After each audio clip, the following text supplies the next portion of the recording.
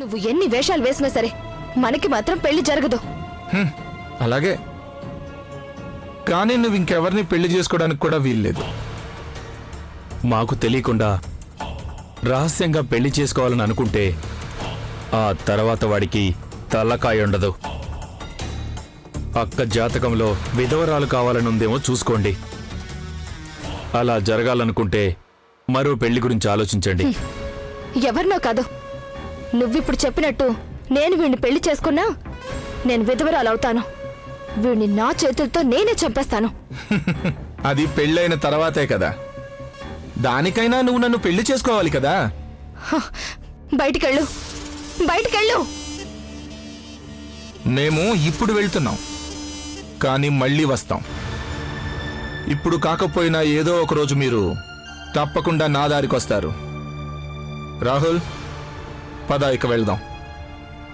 మీ అక్క ఆలోచించుకోవడానికి మనం కొంచెం టైం అయినా ఇవ్వాలి కదా.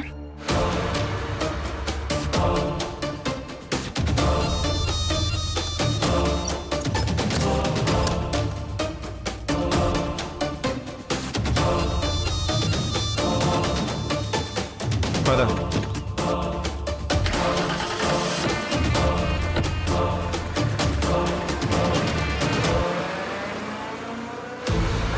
అసలు ఏమిటండి ఇది? వాడిక్కడికి కూడా వచ్చేశాడు, ఇల్లు తెలిసిపోయింది. ఇప్పుడేం చేయాలి? నేను అదే ఆలోచిస్తున్నాను. Police complaint ఇద్దామా?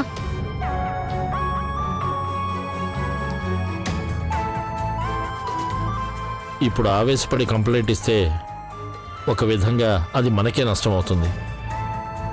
ఎంగేజ్మెంట్ జరిగిందని మాత్రమే కాదు, వీలైతే పెళ్లి కూడా జరిగిపోయిందని చెప్తారు. ఇప్పుడు మనకు చూపించిన ఫోటోలాగా ఇంకా వేరే రకంగా తీసి గ్రాఫిక్స్ చేసి చూపెడితే ఎవరికి తెలుసు? మనం కంప్లైంట్ ఇస్తే వాళ్ళు దానికి తగ్గట్టుగా ఆలోచిస్తారు. అది అబద్ధమని ఎంతో కష్టపడి మనం నిరూపించాల్సి వస్తుంది. దానికి చాలా టైం పడుతుంది. అంతేకాదు, చాలా డబ్బు కూడా ఖర్చు అవుతుంది. కానీ ఆ ఫోటోలు అవన్నీ ఎలా వచ్చాయి? నిజానికి అలాంటిదేమీ జరగలేదు కదా. చూసారుగా, అమ్మాయి వాడు నిలబడి నవ్వుతూ తీయించుకున్న ఫోటోలు అవన్నీ ఎలా వచ్చాయి? అవన్నీ కంప్యూటర్లో సృష్టించిన ఫోటోలమ్మా. కంప్యూటర్ గ్రాఫిక్స్ ద్వారా మనం ఇటువంటి ఫోటోల్ని ఎన్నైనా సృష్టించవచ్చు. కానీ వాళ్ళకి నీ ఫోటోలు ఎక్కడ దొరికాయి? దొరికితేనే కదా ఇటువంటి ఫోటోలు తయారు చేయగలరు. అవన్నీ ఎక్కడ దొరికాయని తెలియాలంటే మీరు పెంచిన కొడుకుని అడిగితే తెలుస్తుంది. వాడే అవన్నీ అతనికిచ్చుంటాడు. ఎవరు? రాహులా? అవును, వాడే. వాడి మొబైల్లో అయితే మనందరికీ సంబంధించిన ఫోటోలు చాలా ఉండుంటాయి కదా. అది చాలక మన ఆల్బంలో కూడా కావాల్సిన ఫోటోలున్నాయి వాడికి. ఇవన్నీ తీసుకెళ్లి గ్రాఫిక్స్ తెలిసిన వాళ్ళకి ఇచ్చారు అంటే గనక వాడిటువంటి ఫోటోలను చాలా తయారు చేయించొచ్చమ్మా. ఎవరికి తెలుసు? నాకు తెలిసి ఈ పనంతా కూడా రాహులే చేయించుంటాడు. వాడి స్వభావం గురించి మనకు తెలుసు కదా. భగవంతుడా, ఇప్పుడు మనం ఏం చెయ్యాలి? వాళ్ళ కంట పడకుండా ఎక్కడికెళ్ళి దాక్కోవాలి మనం?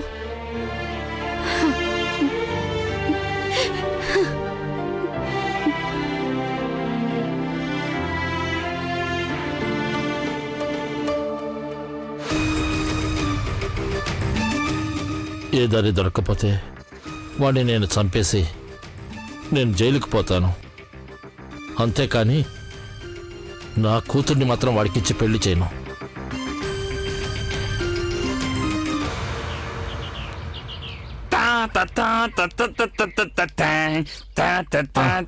దొరికిందా? దొరికింది దొరికింది. ఇది ఇటువు.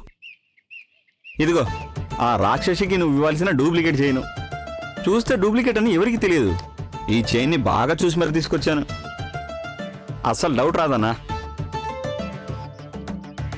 నీకేమైనా అనిపిస్తుందా ఇది ఒరిజినల్ కాదు డూప్లికేట్ అని? అరే, ఇది నిజంగా ఒరిజినల్ బంగారంలో అనిపిస్తుంది. ఏ తేడా లేదు. ఎవరికి అనుమానం రాకూడదని నేను దాని మీద 9, 1, 6 కూడా రాయించాను. అది లేకపోవడం వల్లే కదా బంగారం కాదని ఒలి టీచర్కి తెలిసింది. ఇప్పుడు అది కూడా ఉంది. ఇక దీన్ని ఎవ్వరు కనిపెట్టలేరు. దీన్ని తీసుకెళ్ళి ఇవ్వన్నా, దీంతో ఆ గోల వదిలిపోద్ది. నేను అక్కడికి వచ్చినప్పుడు నాతో ఏం మాట్లాడిందే, అడుక్కు తినేవాణ్ణి, దొంగ ఏదవని, ఇదే కదా అంది. ఇప్పుడు చూడు, వాళ్ళకి ఇదే చాలా ఎక్కువ తెలుసా. ఎటువంటి సమస్య రాదు కదా, నిజంగానే తెలీదా? ఎలా తెలుస్తుంది? దాని మీద 916 అని కూడా రాయించాను కదా, ఎలా తెలుస్తుందో నువ్వే చెప్పు. ఎటువంటి సమస్య రాదు.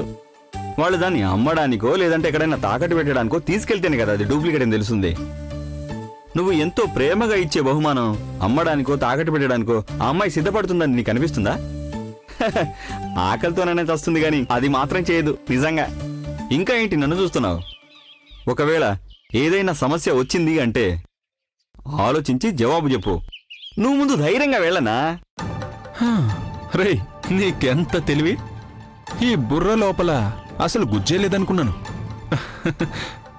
పాపం ఆ అమ్మాయి పెట్టిన శాపం ఇప్పుడు నీకే తగులుతుందేమో. చూడు, ఇలా సెంటిమెంట్గా మాట్లాడొద్దు. ఏదో పోనీలే కదా అని రక్షించడానికి ఉపాయం చెప్తే నాకు శాపమా? నువ్వు ఈ బ్రేస్లెట్ని తనకిస్తావో లేదో నాకైతే తెలియదు, నీ ఇష్టం. దానికి నాకు ఏ సంబంధం లేదు, నువ్వే ఆలోచించుకో. సరిపోయింది. పోనీలే కదా అడిగాడని సహాయం చేస్తే రివర్స్ నన్నే అంటున్నాడు. కనీసం థ్యాంక్స్ కూడా చెప్పలేదు. అంతా నా తలరాత. నేను థ్యాంక్స్ చెప్పాలా? నేను మనసులో అనుకుంది తనకెలా తెలిసింది? బయటికి ఏమైనా స్పీకర్లు ఉన్నాయా ఏంటి?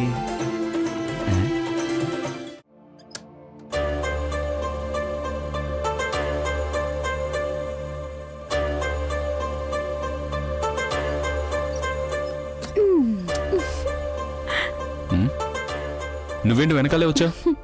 అదే మీకు టీ ఏమైనా కావాలేమోనని. ఏంటి ఈ టైంలో టీయా?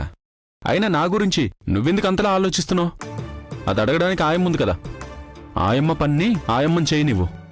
నువ్వు మధ్యలో తలదొచ్చకుండా ఉంటే చాలు. ఆయమ్మ కిచెన్ లో బిజీగా ఉంది, అందుకనే నేనొచ్చాను. సరే, ఇక నువ్వు వచ్చిన దారిని వెళ్ళు. వెళ్ళు వెళ్ళు. మీ ప్రాబ్లం ఏంటి? ఎప్పుడు నన్ను తరుముతూనే ఉంటారు. నేను ఇలా వచ్చిన వెంటనే మొదలు పెట్టేస్తారు పో పో అని. ఎందుకలా చేస్తారు? నేనెప్పుడూ అంతే. ఈ రూమ్లోకి నువ్వు మాత్రమే కాదు, ఏ అమ్మాయి వచ్చినా నాకు కొంచెం కూడా నచ్చదు. ఎందుకని? ఈ రూమ్ లో అంత ప్రత్యేకతే ఉంది. ఇక్కడ ఆంజనేయ స్వామికి పూజ చేస్తూ ఉంటాను, చూసావా? ఇక్కడికి అమ్మాయిలు ఎవరూ రాకూడదు. వస్తే ఏమవుతుంది? వస్తే ఏమవుతుందంటే వచ్చిన వాళ్లకు దోషం. ఒకవేళ ఎవరైనా 10 సార్లు అడుగు పెట్టారంటే వాళ్ళ కాళ్ళు పోతాయి. ఆ తర్వాత పాపం ఎలా నడుస్తారు? ఆహా, ఇదంతా అబద్ధం. కావాలంటే నువ్వే చూడు, నీకైతే తెలుస్తుంది. నిజంగానా? అవును మరి. 10 సార్లు వస్తే అలా అవుతుంది. నువ్విక్కడికి ఎన్నిసార్లు వచ్చావో లెక్కపెట్టి చూడు. ఇక్కడికి వచ్చినప్పటి నుంచి ఆలోచించి సమాధానం చెప్పు, తొందర ఏమీ లేదు. సుమారు 7-8 సార్లు వచ్చుంటాననుకుంటా. అయితే ఇప్పుడు వచ్చిన దాంతో కలిపి 9, అంతేనా? అయితే ఇప్పుడు నువ్వు ఇంకొకసారి ఈ రూమ్లోకి అడుగు పెట్టి చూడు, అంతే. మొత్తం 10 సార్లు అయిపోతుంది కదా. అప్పుడు బ్యాలెన్స్ తప్పి పడిపోతావు. ఇక ఆ తర్వాత నువ్వు నడవనే లేవు. ఎక్కడికి తీసుకెళ్లి చికిత్స చేయించినా ఎటువంటి ప్రయోజనం ఉండదు.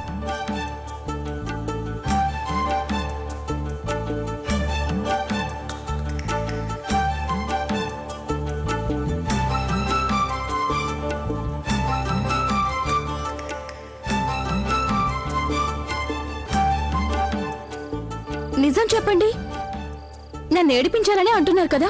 ఏడిపించడానికా? లేదు లేదు. అనుమానంగా ఉంటే నువ్వే వచ్చి చూడు, అప్పుడు తెలుస్తుంది ఇది నిజమో కాదో. నువ్వు గనక నడవకుండా అయిపోతే నన్ను మాత్రం వచ్చి అడగకూడదు.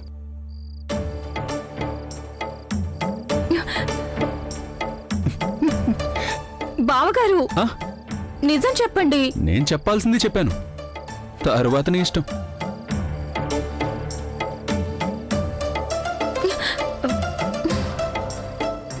బావగారు,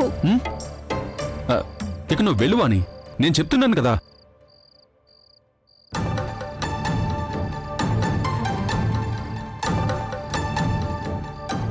ఒక నిమిషం.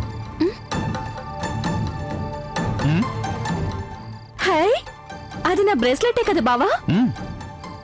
రావద్దు.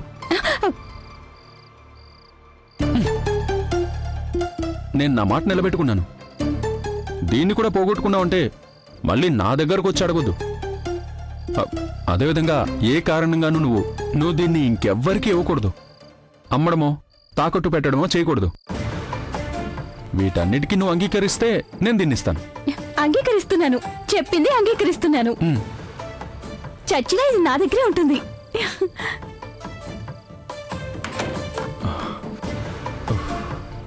ఇక తను నా వెంట పడకుండా నేను ఈ సమస్య తీర్చుకున్నాను. ఇప్పుడు చాలా ప్రశాంతంగా ఉంది.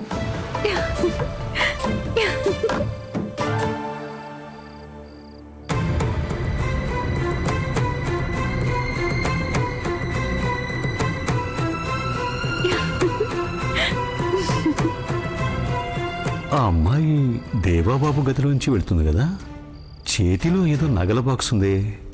ఒకవేళ దేవాకి తెలియకుండా తీసుకెళ్తుందా?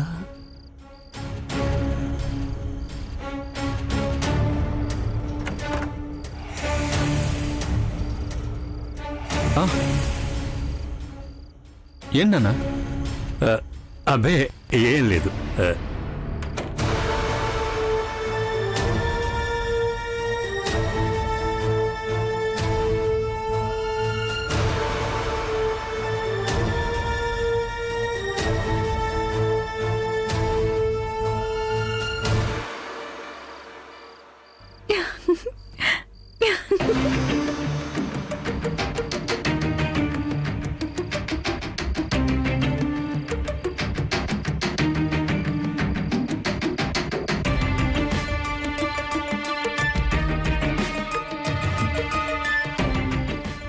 ఏంటమ్మాయి అది?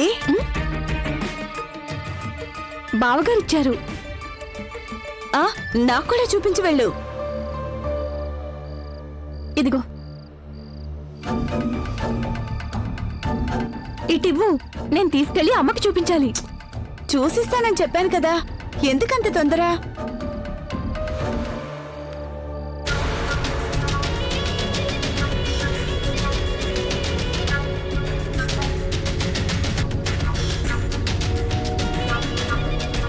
ఇది నాకు దొరికిన దానిలోనే ఉందే.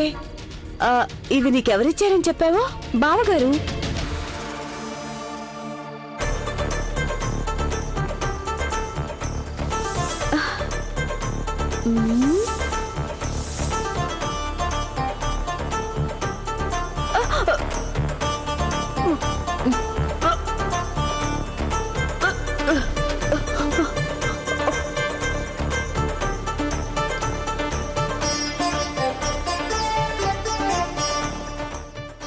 ఏమిటండి సమస్య? ఓ అదా, నకిలీ నగ అంతే.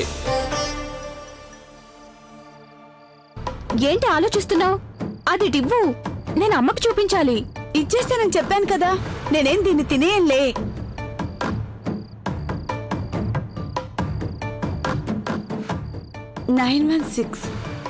అయ్యో, ఇది బంగారంలా ఉంది. 916 అని కూడా రాసుంది. ఏంటి గంగక్క ఇంకా చూస్తున్నావు? త్వరగా ఇవ్వు. ఇదిగో తీసుకెళ్ళు. నీ చేయి నీకిచ్చేశాను, ఇక ప్రశాంతంగా వెళ్ళు. ఇచ్చే వరకు తినేసింది.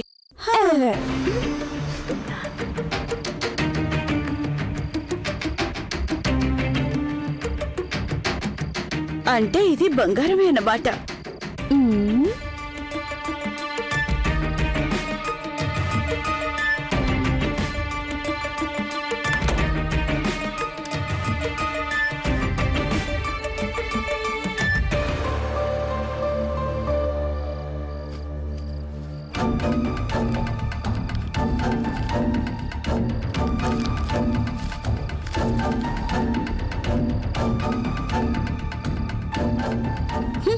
రెండు బంగారంలానే ఉన్నాయి, కానీ ఒకటి బంగారం, ఇంకొకటి డూప్లికేట్. బంగారం ఆ తెలివి తక్కువ దద్దమ్మ చేతిలో, డూప్లికేట్ ఏమో నా చేతిలో.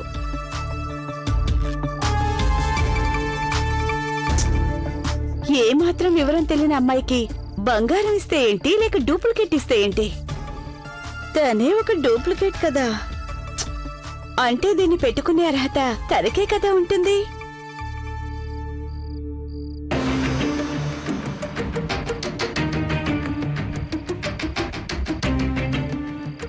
అవును, బంగారు బ్రేస్లెట్ పెట్టుకునే వయసు అర్హత తనకస్సలు లేదు.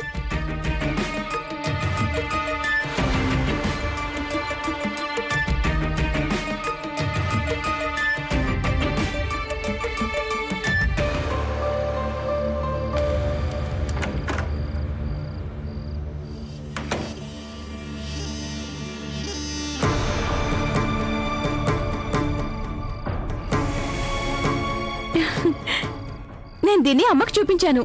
నువ్వు నాకు దీన్ని పెడతావా? ఓ, ఇందాక చూసిస్తానని అడిగితే ఎంత గొడవ చేశావు? అప్పుడు నేను దీన్ని అమ్మకి చూపించాలని కదా అడిగాను. ఇప్పుడు నువ్వే పెట్టు.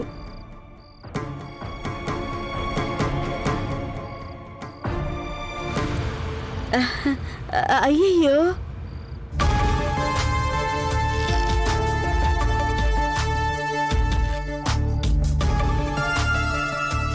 బాగుంది, మంచి ఫ్యాషన్. దీన్ని నాకు చేతికి పెట్టు. నీకు అన్నిటికీ తొందరే. నేను ముందు నా తల తుడుచుకోవాలి. జుట్టు తడిగా ఉంటే నాకేగా జలుబు చేస్తుంది.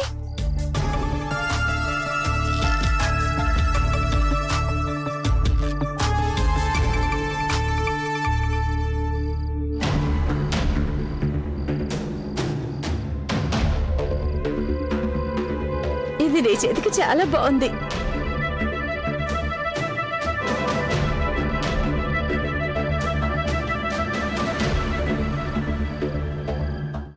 నువ్వు బ్యాంకుకి వెళ్ళలేదా? వెళ్ళాను. డాక్యుమెంట్స్ అన్నీ చెక్ చేసి చూశాను. కొన్ని కాంప్లికేషన్స్ ఉన్నాయి. బ్యాంకులో ఉన్న వాళ్ళందరూ కస్టమర్స్తో కలిసి ఫ్రాడ్ చేశారు.